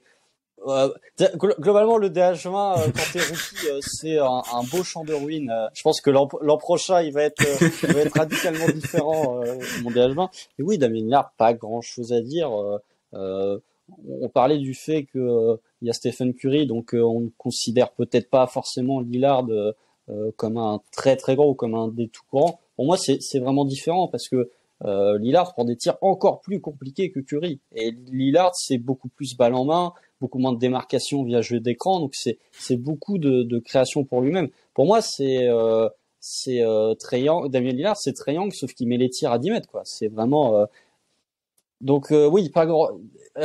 Non, mais en tout cas, en termes de difficulté de tir, je vois que Trae Young qui se rapproche de ce que peut faire Damian Lillard, parce que Damian Lillard est très efficace. Et quand on avait fait le précédent 4 quarts, je l'avais déjà dit, Portland n'a pas de banc. Et ils sont obligés de s'en remettre à des coups de chaud monstrueux de Lillard pour pouvoir gagner. 17 matchs plus tard, on en est toujours au même point, peut-être même encore pire avec le trade de Josh Hart et de Gary Payton Jr. Mais j'avais fait des recherches pour un DH20 parce que, chers auditeurs, les missiles sur Triangle, je les ai toujours pas vraiment décochés en réalité sur le DH20. Et en termes de statistiques en tir de loin, c'est vrai que tu as raison, Constant, il y a que 3 mecs qui prennent vraiment un gros volume de tir à 10 mètres. C'est lui, c'est Trae, Steph et Lillard. Et Lillard, bizarrement, était un de ceux qui les mettait les plus, même s'il y avait une année un peu anomalie de Triangle. Fermons la parenthèse. Entrons dans les équipes négatives. Pourquoi? Parce que mon équipe négative, à moi, c'est Portland. Donc, la transition est toute trouvée. Vous avez parlé des 17 matchs en question. On a parlé du niveau extraordinaire de Damian Lillard. On a parlé de la meilleure attaque NBA sur cette période. Mais pourtant, sur cette période, les Blazers, c'est 8 victoires, 9 défaites. Pourquoi? Parce que c'est aussi la pire défense, 124.7 de defensive rating selon Cleaning the Glass. Et les gars, quand j'ai vu ça, je me suis dit, bon, les defensive ratings, ça fait quand même quelques années que je pratique. 124, c'est quand même, j'ai pas souvenir d'avoir vu 124.7 très souvent. Qu'est-ce que j'ai fait? J'ai ouvert StatHead, le superbe outil statistique de recherche. On vous remercie, chers auditeurs, parce que vous êtes très nombreux à nous écouter. Donc, nos revenus nous permettent, grâce à la publicité, de financer ce genre de recherche statistique. Et vous allez voir, justement, le résultat. C'est quoi le résultat? C'est que sur les 40 dernières années, 17 matchs sur une série de 17 matchs, comme celle du 4K, eh bien, Portland se classe numéro 2 au classement des pires défenses sur les 40 dernières années. Les seuls qui ont fait pire, ce sont les Pacers de l'année dernière, qui étaient en plein tanking. C'était entre le mois de mars et d'avril, donc on était vraiment à la fin. Voilà. Tom semble bouche bée. Oui, Tom, c'est historique ce qu'on est en train de vivre avec les Blazers. C'est incroyable. Bon. Et en fait, c'est ça qui me gêne, et c'est pour ça que j'ai envie d'en parler négativement, c'est que toutes les équipes qui les accompagnent dans ce classement-là sont des équipes qui typiquement sont en plein tank, ou sont des équipes qui jouent pas, qui ont pas d'ambition comme l'ont les Pacers actuellement. On retrouve les Spurs cette année, entre la fin décembre et la fin janvier, qui était dans le classement des pires défenses. On retrouve Houston de la saison dernière, Portland de la fin de la saison dernière. Toutes ces équipes que j'énumère, c'est des équipes qui n'avaient aucune ambition. Ces Blazers-là, défensivement. Alors, première chose, je comprends, Jusuf Nurkic est absent 9 matchs sur les 17. Je comprends. Donc, pour eux, c'est un vrai problème, parce qu'ensuite, tu défends avec Drew Eubanks, qui est trop petit, qui est pas assez athlétique, qui ne peut pas protéger une raquette. Je comprends. Il n'est pas dissuasif. Et, Tom, tu en parles souvent, quand le remplaçant entre sur le terrain, c'est le remplaçant du remplaçant qui prend les minutes et voit franchement des protections de cercle de Trendon Watford. Je ne veux plus jamais voir ça de ma vie. Passons. Le fait est que pour cette équipe de Portland, moi, c'est vraiment au niveau, on en avait parlé au début de saison, les rotations, c'est n'importe quoi au niveau des joueurs. Il y a plusieurs séquences de matchs contre OKC, Constant pour en parler, c'est clownesque. Vraiment, il y a 2-3 fois où chez Gilgeous-Alexander se retrouve tout seul à 3 points. Tu te dis comment c'est possible. Chez Gilgeous-Alexander, qui a 19 lancers francs dans ce match-là, il en aurait pu en avoir 150. Parce qu'à chaque feinte de tir, il saute. Et c'est ça, à chaque match. Il y a des mecs qui se retrouvent tout seuls. L'accès au cercle, c'est même plus un accès, franchement, c'est l'avenue des Champs-Élysées. C'est n'importe quoi. Les Blazers, franchement. Et c'est vraiment choquant. C'est la facilité avec laquelle ils sont éliminés sur des 1 contre 1 ou sur des changements. Franchement, la défense du pick and roll, ils ont inventé une nouvelle défense. C'est-à-dire que ils trappent pas, ils switchent pas, ils accompagnent le porteur de balle, les deux défenseurs. Franchement, c'est apocalyptique et je vais finir là-dessus. C'est une équipe qui a des ambitions. C'est là où c'est lunaire. Ils ont des ambitions. Parce que tu défends comme ça quand tu tankes avec tes rookies du second tour, je m'en fiche. Mais t'as des ambitions. Tu sais même pas défendre un pick and roll. La zone, ça a fait illusion pendant 3 semaines, la zone. Ils se font atomiser dès qu'ils jouent une zone. Ouais, maintenant, ouais. Je sais pas quoi dire, les gars. Désolé, c'était mon monologue. Là, je vous ai offert ça enchaîné, mais c'est cataclysmique ce qui se passe. Ouais. Bon, en fait, les Blazers, t'as l'impression qu'ils veulent faire une Cavs 2019. C'est-à-dire aller tout miser sur l'attaque et puis se dire, bon, YOLO, hein, on arrive en playoff, on va tenter l'outscoring. Et c'est le truc qui est le plus inquiétant, encore une fois, c'est que globalement, on a une saison un peu masterclass de Damian Lillard. On a quand même un bon Jerami Grant sur l'échelle du Jerami Grant. Et on a quand même un Anfernee Simons plutôt solide par rapport à ce que tu pourrais attendre globalement d'Anfernee Simons. C'est juste que le supporting cast à côté, il y a pas, tu vois, Nurkic, quand il est là, il se fait critiquer puisque, voilà, en fait, la tâche est on parle souvent de la théorie du costume. Alors oui, Nurkic, il a de belles épaules, mais là, le costume, il est immense, là, faut lui mettre, un très, très, très grand costume, tu vois, pour avoir le rôle défensif, pour tenir cette équipe de Portland. Et quand il est pas là, c'est pire, c'est un chantier total. Et malheureusement, je vois pas structurellement comment ils vont pouvoir se dépêtrer parce que, encore une fois, ils ont fait des mouvements, à la trade deadline, des mouvements où tu te dis, mais, attendez les gars, mais vous essayez pas de vous qualifier là? Pourquoi vous faites ça? Qu'est-ce qui se passe? Alors soit vous estimez que le roster est assez bon et que vous préférez tenter des paris sur des jeunes qui n'ont pas marché ailleurs parce que vous estimez que ces gars-là peuvent vous apporter plus sur la fin de saison, du moins avec le côté upside et le côté variance, que ces gars-là peuvent vous apporter plus sur la fin de saison, ou que vous mettez cette saison-là de côté et que vous vous dites que on va regarder ces gars-là, comme ça la saison prochaine, on va commencer avec eux, c'est tous des paris, il y en aura au moins un qui va marcher. Tu vois, surtout que ils ont Mike Schmidt, machin, c'est des anciens, des prospects, tout ça, voilà. Peut-être qu'ils se disent ça n'a pas marché chez les autres, mais ça va forcément marcher chez nous, on est un gourou. Peut-être qu'ils se disent ça. Mais du coup, c'est pour ça que tu vois cette équipe-là, en fait, malheureusement, j'ai peur qu'à part de faire de l'outscoring, ils puissent pas faire grand-chose d'autre. Malheureusement pour eux, dans la conférence, il y a des équipes qui font pareil et qui sont bien meilleures.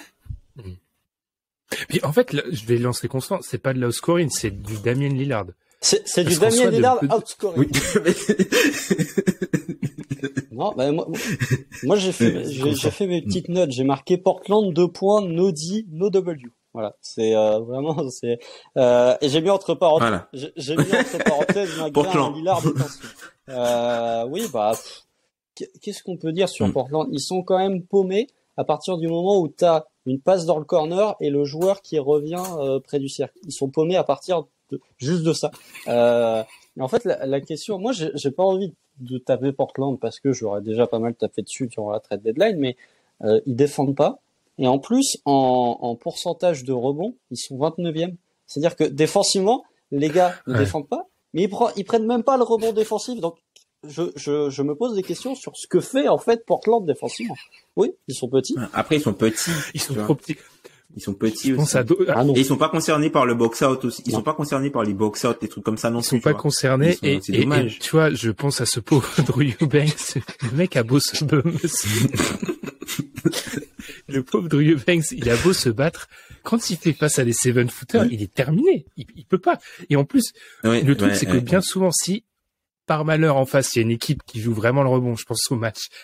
Franchement, j'étais pris d'un fou rire quand je les ai vus jouer contre Washington où ils se prennent à l'entrée Porzi, Daniel Gafford. Je me suis dit là, ça va être un grand moment. Et en fait, le pauvre, quand il se prend Gafford, qu'est-ce que tu veux qu'il fasse, le pauvre Drew Eubanks? C'est triste. C'est vraiment triste. Franchement, je vais pas envie que ce podcast dure 3 heures, donc on va enchaîner, les gars. Enchaînons. Alors, est-ce qu'on reste, allez, j'ai parlé de la 30e défense sur la période, parlons de la 29e. Constant, parlons des Spurs. Bah alors, vous savez, on a fait 2 périodes, enfin, il s'est écoulé une certaine période entre nos 2 épisodes du 4 quarts, c'est-à-dire plus d'un mois et d'une semaine. Eh bien, le saviez-vous, pour les gens qui nous écoutent, entre notre dernier épisode du 4 quarts et celui qu'on enregistre actuellement, les Spurs n'ont pas gagné un seul match NBA, puisqu'ils sont sur une série de 16 défaites. Connaissez-vous leur bilan depuis le nouvel an, messieurs? Eh ben, je crois 2-22, ouais, tout à fait. 2 victoires pour 22 défaites. C'est le bilan des San Antonio Spurs depuis le nouvel an. Donc là, c'est-à-dire qu'on est arrivé à un niveau là, qui est quand même... on sait bien de masquer un peu la médiocrité en gagnant 5 de tes 7 premiers matchs en début de saison, mais il va quand même falloir parler de la saison des Spurs. 121.5 de defensive rating sur la période où on évalue.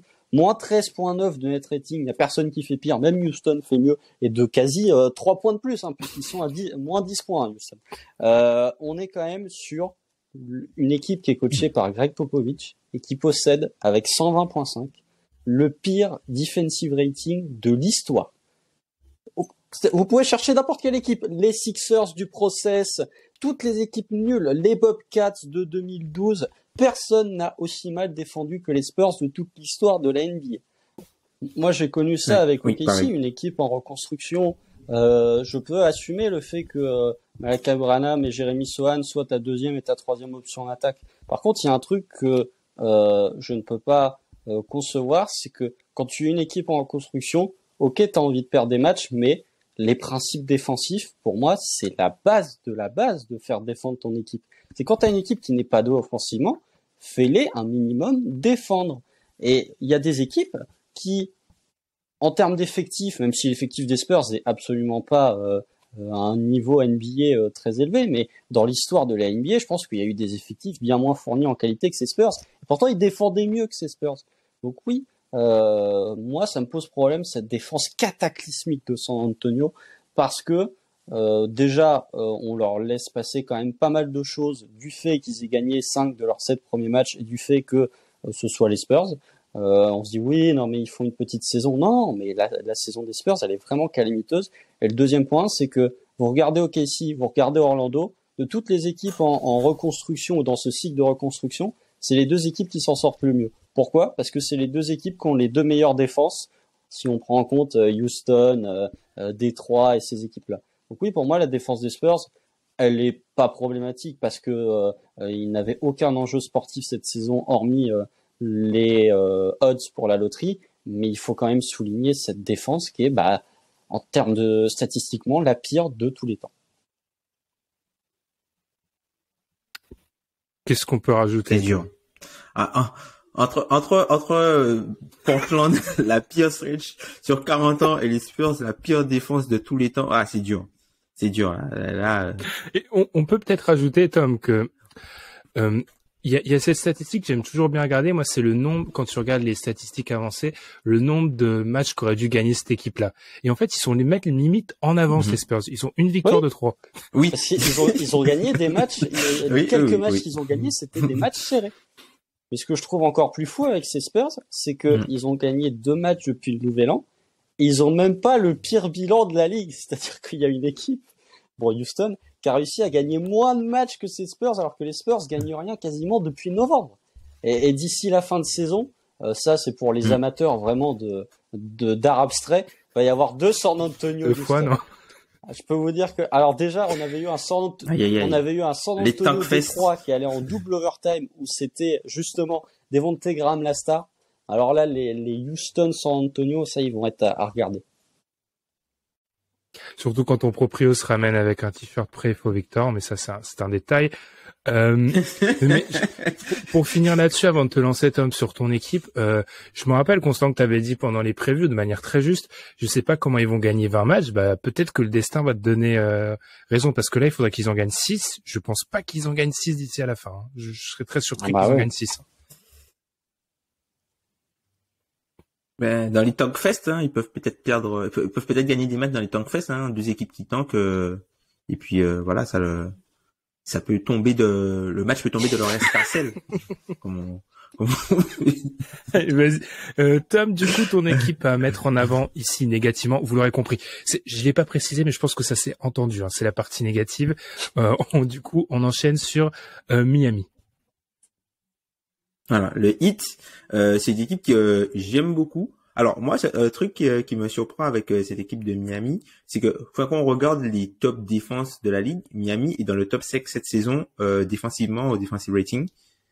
Sauf que sur non seulement en général, mais sur la période, ils concèdent 72% au cercle. Et en fait, je me dis qu'en fait l'équipe de Miami, ils sont tellement en galère offensivement qu'ils ont absolument besoin de devenir plus qu'élite en défense pour pouvoir être vus comme des vrais contenders, on va dire comme ça, ou des équipes qui pourraient passer un tour, voire 2 tours de playoff.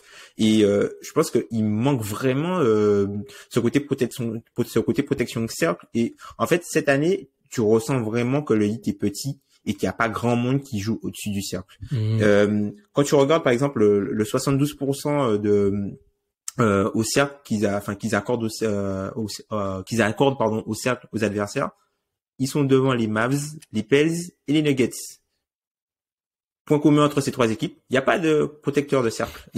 Donc du coup, c'est un peu dommage que le Heat soit en protection de avec ces équipes-là. Même Jimmy Butler, moi je le trouve très intéressant sur le playmaking défensif à l'extérieur, mais pour tout ce qui est bloc, recovery block et tout ça, je le trouve un petit peu plus absent cette saison.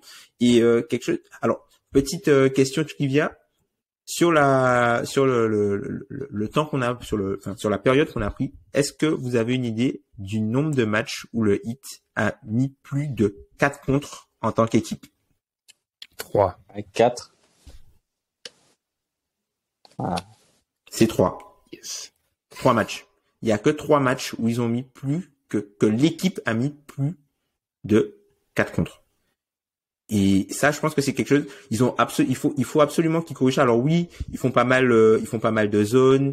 Ils ont un peu 2 défenses, une défense avec la partie zone et une défense où ils sont très agressifs sur les porteurs de balles pour limiter le côté pénétration. Sauf que les équipes commencent à utiliser ça contre eux, notamment la capacité en fait de Bam Adebayo à faire des switches pour pouvoir le sortir, faire un swing et avoir Tyler Hero en roamer quand le ballon arrive vers le cercle, quoi. Donc Tyler Hero, il est important pour l'équipe offensivement, mais en fait ils ont tellement besoin des shooters, ils sont tellement, je trouve, petits et peu dissuasifs qu'au final leur cercle c'est une autoroute, quoi. Donc heureusement ils accordent pas énormément de tirs au cercle, mais en fait c'est une équipe quand tu vas au cercle, ben tu y vas pour scorer quoi, et tu scores à foison. Je trouve que je vais te lancer, Constant, vraiment l'aspect athlétique dont tu as parlé, Tom. Historiquement, enfin en tout cas sur les dernières années, on avait beaucoup mis en avant ce point athlétique du côté de Miami, et là il pue pas l'athlétisme, et l'ajout de Kevin Love en cela dans le match justement. J'avais mis en avant Mark Williams dans le match contre les Hornets. Les quelques fois où il y a Mark Williams contre Kevin Love, c'est un espèce de... Tu vois qu'il est plus grand. Tu vois qu'il est plus tout, globalement, actuellement. Oui. et c'est vrai que du coup, c'est un espèce de... Voilà, c'est un symbole de cette... Moi, de ce déficit athlétique qui, moi, me choque assez. Constant, je te laisse moi, enchaîner. je vous rejoins sur ce point-là. Alors, c'était un article de, je ne sais plus quel journaliste, mon excuse, un journaliste du 8, qui avait été chercher la stat. Le 8, si on enlève les interceptions et les pertes de balles adverses, je crois que ça n'est plus que la 15e ou la 16e défense de NBA. C'est une équipe qui joue beaucoup sur les pertes de balles adverses, et quand elle n'a pas ces pertes de balles adverses, devient une défense beaucoup moins élite que ce qu'elle peut l'être si on regarde les stats de manière brute. Je suis totalement d'accord avec vous sur, notamment avec Tom, sur le côté undersize de ce hit, parce que quand on voit Max Strus, quand on voit Kevin Vincent, pour moi, c'est vraiment deux joueurs que je trouve très undersize. L'ajout de Kevin Love, j'ai du mal à... Enfin, si je vois les difficultés parce que... Enfin, je comprends le raisonnement parce que les difficultés offensives du 8, vous parliez de la défense, mais moi, ce qui me saute aux yeux, c'est la difficulté du 8 à attaquer. 27e attaque en offensive rating sur la période d'évaluation, et le pourcentage à 3 points, hormis Tyler Hero qui est à 34%, tous les autres shooters sont à moins de 32 ou à 32, à savoir Max Strus, Gabe Vincent, Cody Martin ou Caleb. Je confonds à chaque fois. Caleb? Je crois que c'est Caleb, ouais. Caleb Martin, Victor Oladipo qui a fait des matchs aussi. Donc oui, pour moi, il y a une problématique et il y a un... Oui, pas de Kyle Lowry, effectivement. Ouais. Il y a un point que je voudrais souligner pour ce hit, c'est que Tom parlait de la défense de Tyler Hero. Et il y a un point que je voudrais souligner, c'est que Tyler Hero, en quality shot, donc c'est-à-dire tout simplement en qualité de tir, il est noté F, donc il prend littéralement les pires tirs possibles, et en shot making, il est A+. Donc ça montre que Tyler Hero est la définition même d'un bad shot maker, et quand on voit les difficultés offensives du hit, ils ne peuvent pas se passer de Tyler Hero. Et il est vital. Ils peuvent pas se passer de Tyler Hero. Le problème, c'est que défensivement, c'est compliqué, et offensivement, je trouve que Jimmy Butler, on sait que Jimmy Butler est toujours joue les saisons régulières avec le frein à main, mais là le Heat n'a pas la marge qu'ils avaient l'an dernier pour que Jimmy Butler puisse jouer autant avec le frein à main. Et bien, chose avant d'enchaîner vers le positif, la VAR valide Caleb, ça a été checké dans l'autobus. Ah. Et deuxième chose, peut-être pour conclure, il y a aussi le fait que ils ont jamais joué autant de zones, et pour moi là, on commence à rentrer dans l'aveu de faiblesse plus que dans le choix stylistique. C'est clairement qu'on est en difficulté sur certains points. Terminons, messieurs, par le positif. Alors, on est à l'Est, on va rester à l'Est pour commencer. Constantin, allez, je te laisse enchaîner avec les Bucks qui sont ton équipe. Tu as pris les deux extrêmes. Tu as pris d'un côté l'équipe dans les choux et tu as pris l'équipe qui survole la période. Toujours les extrêmes avec moi, il y a pas d'entre-deux. Mais non, j'ai pris les Bucks. Je me souviens, je voulais déjà en parler dans le précédent 4 quarts. Je ne sais plus quelle équipe j'avais abordé, mais je m'étais finalement rétracté parce que ces Bucks, on enregistre juste après la victoire contre les Suns, donc ils sont sur 14 victoires de suite. C'est la meilleure winning streak de la NBA. Moi, je les trouve particulièrement impressionnants. Alors, sur leurs 14 victoires, il y a quand même des victoires à pondérer parce qu'ils ont gagné contre Denver sans Nikola Jokic. Ils ont gagné à Boston sans l'intégralité du Massachusetts en overtime, donc ils ont quand même éprouvé les pires difficultés à battre Mike Muscala, pivot titulaire.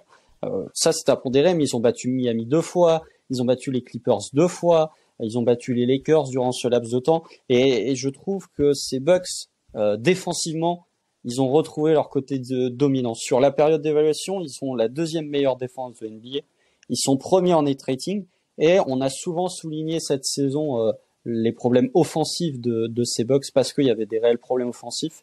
Ils ont la 10e attaque sur cette période d'évaluation, donc ça n'est pas élite, mais tu arrives dans cette configuration où tu as une attaque top 10 et une défense top 10, qui est à peu près le principe de base si tu veux être une équipe compétitive.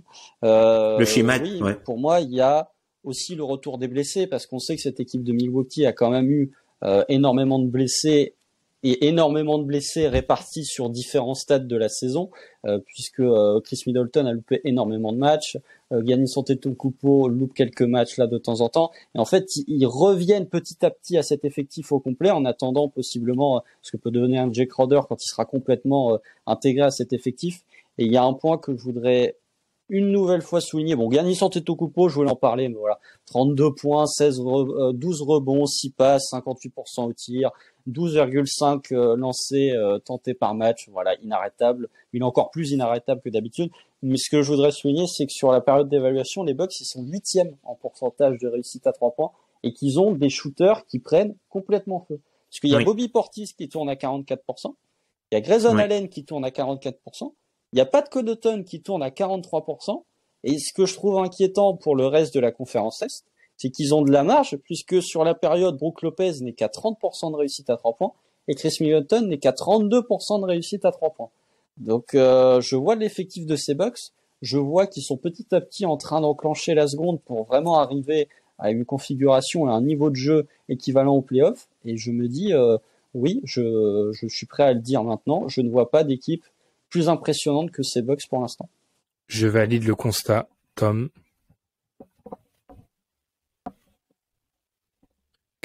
Qu'est-ce qu'on peut dire? Qu'est-ce qu'on peut dire sur qu'est-ce qu'on peut vraiment dire sur ces Bucks? Moi, le seul truc que je pourrais dire, c'est sur lequel il faudrait, je pense, faire attention, c'est la notion de free throw rate avec cette équipe. C'est l'une des pires équipes de la ligue. Peut-on expliquer le free alors qu'ils ont déjà throw rate pour certains de nos auditeurs, qu'on a beaucoup parlé de stats? En gros, c'est voilà. Alors c'est une équipe qui va très peu sur la ligne par rapport au nombre de possessions qu'elle a. Voilà, c'est le nombre de possessions pour lesquelles ils arrivent à avoir des lancers francs. Alors qu'ils ont Giannis dans l'équipe, c'est une équipe qui a le 30e, ils sont, je crois, 28e ou 30e au niveau du free throw rate, et ils sont 5 points en dessous de la moyenne. Donc du coup, c'est quelque chose qui, potentiellement, quand les shooters ne vont plus mettre dedans, pourra leur poser problème, encore une fois, quand ce sera les playoffs, quoi. Parce qu'ils ne peuvent pas se permettre de ne compter que sur Giannis. On sait que Chris Middleton, c'est pas son point fort, c'est plutôt quelqu'un qui est dans l'évitement. L'idée, c'est pas non plus son point fort et sa tasse de thé. Donc du coup, va falloir trouver des solutions pour pouvoir, à moins de devenir une équipe de jump shooter. On va rester dans la même division. Et ça, c'est que j'aimerais bien mettre en avant. Ouais. C'est la deuxième équipe au niveau du net rating sur la période. Ce sont les Cavaliers. Je tiens à noter que le bilan des Cavaliers est peut-être un peu trompeur parce que justement 11 victoires, 8 défaites. Mais si on reprend cette fameuse stat du nombre de victoires théoriques qu'une équipe aurait dû engranger en regardant les statistiques, ils sont 30e de la NBA. Ils ont perdu 3 victoires théoriques, ce qui les rapprocherait plutôt d'un 13-5, 14-4, ce qui irait un peu dans le bon sens. Les stats que j'aimerais mettre en avant avec les Cavs, il y en a 2. C'est la meilleure défense au cercle de la NBA sur la période, et c'est la deuxième attaque au cercle de la NBA sur la période. Voilà, donc clairement, c'est le fond de commerce. Ils attaquent énormément. Evan Mobley, on va en parler. Pendant 3/4 temps, la plupart du temps, commence à trouver le groove. Et il y avait eu beaucoup de questions, notamment sur son début de saison. Je pense qu'il y avait peut-être des attentes qui étaient un petit peu disproportionnées sur le jump qu'il devait faire offensivement. Il trouve son rythme. Et j'aime bien ce qu'avait dit, j'avais lu un article de The Athletic qui en parlait, ce qu'avait pu remettre en avant Kobe Altman. Je suis désolé, je perds ma voix. Malgré le fait que, oui, ils ont des ambitions, c'est peut-être une équipe dans le top 4 parce que pour moi, ils se détachent vraiment du reste de la conférence. C'est une des équipes du top 4 qui a peut-être le moins de pression sur cette saison-là. C'est leur première saison ensemble et ils peuvent voir ailleurs, surtout qu'au niveau contractuel, les mecs sont là pour bouger. Donc, tout simplement, je voulais les mettre en avant parce que c'est une équipe qui avait bougé cet été. On n'en avait pas vraiment parlé pour l'instant dans cette saison. Ils sont 4e. Je pense qu'ils resteront 4e à l'entame des playoffs. Je pense qu'ils ont un plafond de verre en playoffs, hein, si on se projette un peu, parce que le problème à l'aile, je pense qu'il va leur faire très mal. Même si, par ricochet, je pense que ce sont des gagnants du trade de Kevin Durant parce qu'ils vont éviter Kevin Durant en playoffs et que ça, c'est un vrai atout pour eux. Donc voilà, j'avais envie de parler de ces Cavs. Je te laisse entrer, Constant, je sais que tu vas parler du clutch, donc je te laisse enchaîner, on en avait déjà parlé. Oui, d'abord, les points positifs pour Cleveland, c'est que c'est même la meilleure défense de NBA cette saison, tout court. Malgré les limitations qu'on pouvait avoir et les craintes qu'on pouvait avoir défensives du duo Garland-Mitchell, ce qui pour moi est représentatif du fait que avoir un duo d'intérieur dominant défensivement sera toujours plus important qu'avoir un duo de guard dominant défensivement et avoir un front de courte moyen, voire lower average. Oui, effectivement, pour moi, le vrai problème de ces Cavs, c'est dans le clutch, puisque ils ont le meilleur net rating dans le quatrième quart. On parlait du quatrième quart des Grizzlies. Pour le coup, les Cavs dans le quatrième quart, c'est la meilleure équipe de la ligue. Par contre, en pourcentage de victoire dans le clutch, ils sont que 13e et ils sont que 15e en net rating. Et il y a effectivement, pour moi, il y a une sous-utilisation de Evan Mobley et il y a une sur-responsabilisation de Donovan Mitchell. Je vais prendre un exemple tout bête. Le match contre Denver, en 3 quarts temps, Evan Mobley il met 31 points. Ouais. Il prend 2 tirs dans le quatrième quart-temps. Ouais. Il y en a 7 pour Donovan Mitchell. Il y en a 2 pour Darius Garland. Pardon. Et je vais vous sortir une autre stat qui fait un peu mal pour notre ami Donovan.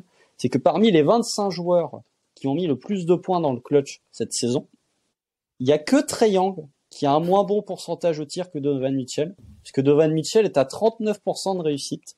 Il y a Tyrese Haliburton qui traîne pas loin et Trae Young est à 35% de réussite de tir dans le clutch.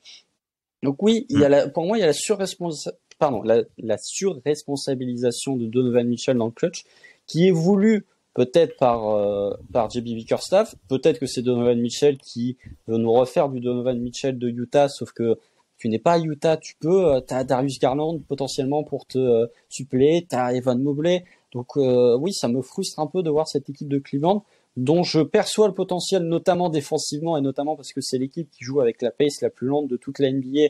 Donc sur demi-terrain, ça peut être une équipe qui peut poser énormément de problèmes.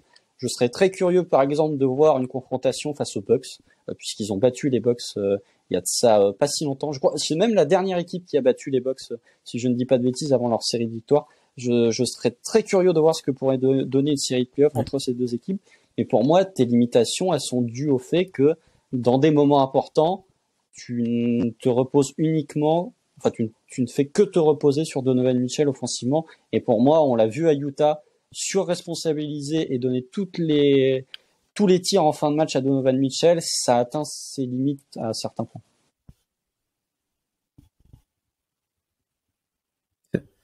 D'ailleurs, dernière équipe, comme tu dis, à avoir battu les Bucks, c'est les Bucks qui n'ont pas perdu depuis le retour de Chris Middleton. Ouais. Mais enfin, en tout cas, cette équipe des Cavs, tu vois, le match face à Denver, vraiment, c'est hyper représentatif. Et en fait, des fois, j'ai la sensation de revoir Memphis, en fait. c'est dommage. Des fois, j'ai la sensation de revoir Memphis dans le clutch où, face aux joueurs supérieurs, leur jeu devient très vite stéréotypé, quoi. Et tu vois, le match face à Denver, c'était vraiment, tu vois, ils se font vraiment plier par le trio Jokic, Murray, Porter, quoi. Alors qu'ils avaient réussi à plus ou moins les tenir dans le match. Enfin, ils avaient été solides sur leur plan de jeu, mais ils ont eu du mal avec la taille de Jokic, notamment. Enfin, c'est là que tu te rends compte et surtout que Fred, Allen, il est quand même petit, tu vois, pour un pivot. Même si ouais, enfin, frêle. Vas-y, Tom, je trouverai le bon adjectif. Ouais. Oui, mais je propose ce duel, c'est-à-dire qu'il est pas hyper charnu, tu vois. Il manque de force fonctionnelle, on va dire ça. Il manque de force fonctionnelle et tu sens que, même si les gars ils sont présents, à l'impact sur Jokic, il y avait rien à faire. Et puis encore une fois, les problématiques sur le périmètre. Enfin, je suis désolé, Okoro aussi pas mal de mal face à Murray, du mal également pour suivre Porter. Ils ont vraiment de mal à suivre Porter dans la fin de match, notamment lorsqu'il allait se faire des démarquages pour prendre des tirs à 3 points. Donc des sautes de concentration, et puis de l'autre côté, t'as eu l'impression que offensivement la machine s'était totalement enrayée. Est-ce que ça devient pas quand même au bout d'un moment, on a vu ça à Utah, on voit ça à Cleveland, moi je remets plus en question Donovan Mitchell que le reste, parce que comme l'a dit Constant, il y a Darius Garland. comme tu l'as aussi dit, Constant, il y a des bases qui fonctionnent. Enfin, il y a des bases sur lesquelles on peut s'appuyer. Ça marche Evan Mobley, ça marche pendant 3/4 la plupart du temps. Et il y a encore ce hero ball de Donovan Mitchell qui avait été critiqué à Utah. Donovan Mitchell, sur certains points, il s'est un peu réhabilité. Déjà parce que je pense que cette équipe de Cleveland, les gens l'apprécient. D'une part, d'autre part, alors défensivement, il est loin d'être élite, hein, mais il est moins clownesque que sa dernière saison à Utah. Il est plus solide qu'à Utah. Une blague sur la fin. Voilà. Là, au Cavs, c'est une porte avec une poignée entrouverte, alors qu'au Cavs, c'était le saloon, quoi. Je pense que Rudy Gobert, oui, il aurait Utah, été c'était content les portes de d'avoir saloon, quoi. Mitchell défensivement des Cavs dans sa dernière année du côté de Utah. Donc il y a de ça, mais à surveiller en playoff. Après, Donovan Mitchell peut se dire que c'est aussi pour ça qu'il a été un peu ramené. Mais passons. Je noterai juste, j'ai beaucoup aimé leur réaction après leur mi-temps apocalyptique contre les Hawks dans juste quelques jours avant l'enregistrement. Ça dépend au moment où vous allez écouter ce podcast, où ils ont tous dit clairement, on a des objectifs, c'est scandaleux qu'on soit à ce niveau-là, et je trouve qu'il y a quelque chose de bon qui se dégage à voir en playoff, parce que JB Biggerstaff sur une série de playoffs, je suis quand même un peu sceptique. Passons, Clippers, Tom, on finit là-dessus.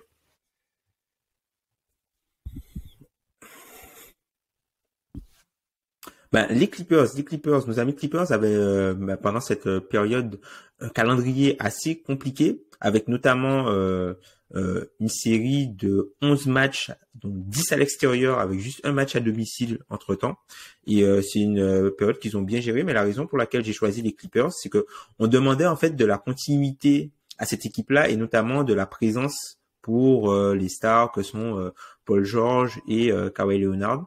Et puis là, c'est la première fois, enfin par exemple, qu'on prend la période donnée, ce sont les deux joueurs qui ont joué le plus de minutes côté Clippers, donc avec à peu près 500 minutes chacun. C'est les deux premiers en termes de net rating, c'est les deux premiers également de l'équipe.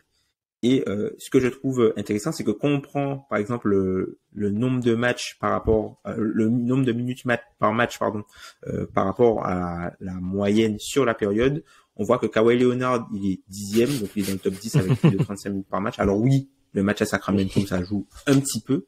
Et Paul George est dans le top 25. Donc on demandait à cette équipe-là un petit peu plus de présence.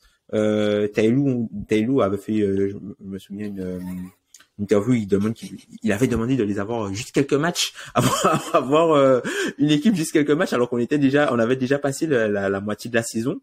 Alors, ils ont un effectif qui a été encore chamboulé avec 4 joueurs qui sont arrivés, mais au moins, ils ont cette base-là qui est solide. Et puis, les joueurs, le Kawhi, non seulement il a engrangé des minutes, de bonnes minutes, mais c'était pas le Kawhi du début de saison là. On sent que vraiment un joueur qui est vraiment monté en puissance offensivement et défensivement.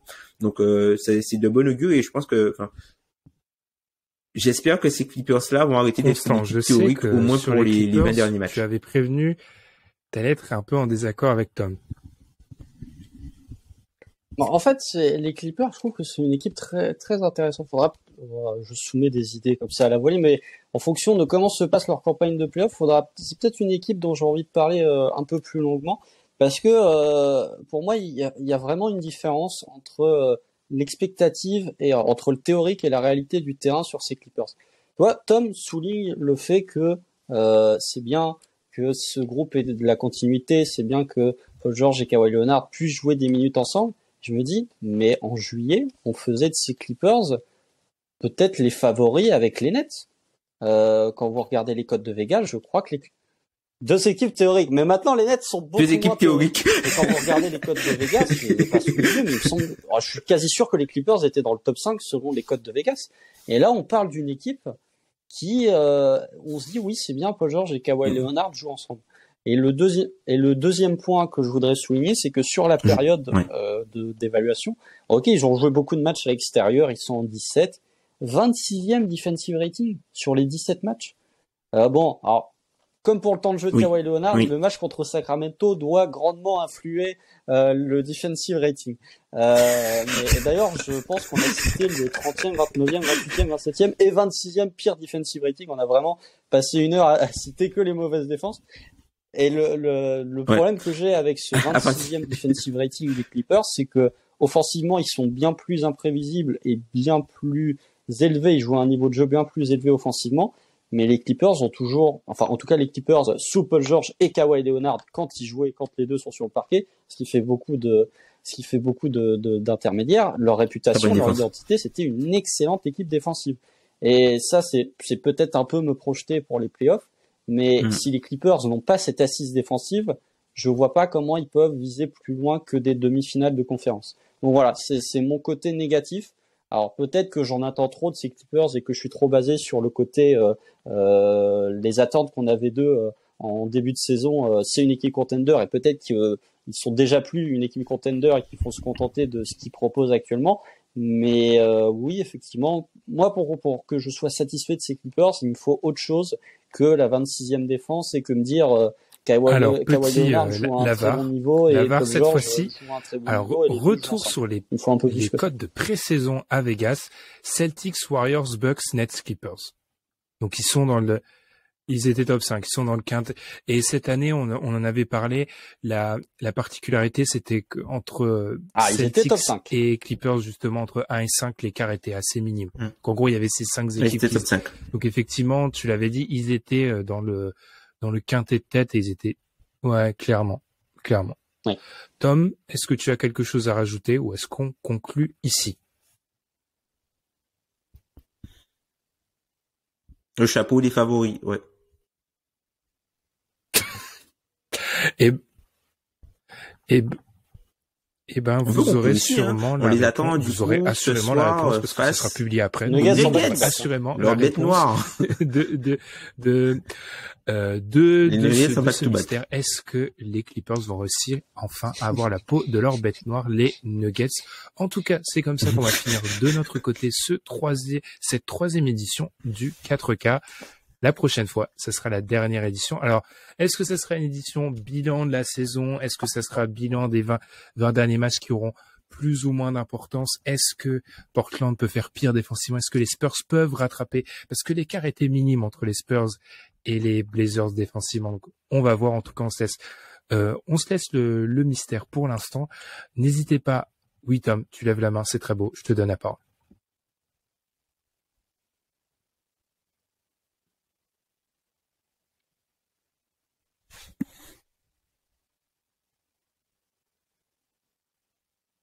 Alors, je voulais juste, du coup, profiter de l'instant pendant qu'il est là pour faire un shout-out à Constant, du coup, pour son passage dans le Basket Lab, où, de Guillaume, qu'on salue.